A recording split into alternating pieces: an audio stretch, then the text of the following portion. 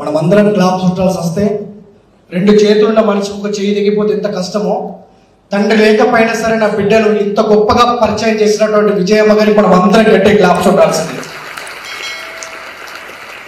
వాళ్ళ నాన్నగారు ఎక్కడ ఉన్నా సంతోషపడదు గట్టిగా మీరందరూ గట్టే క్లాప్స్ కొట్టాల్సింది.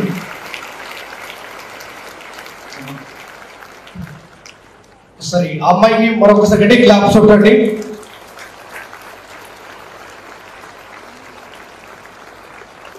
మధు మధు మధు అంటే మీరు క్లాప్స్ కొడుతూ ఉండాలా, మీ అమ్మ కదా.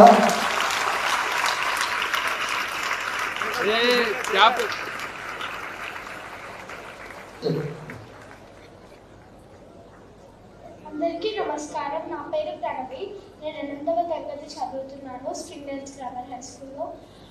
నాకు పేరెంట్స్ గురించి చెప్పగానే చాలా ఎమోషనల్గా ఫీల్ అయ్యాను. మా మమ్మీ నన్ను చాలా ప్రతి విషయంలో మోటివేట్ చేసింది.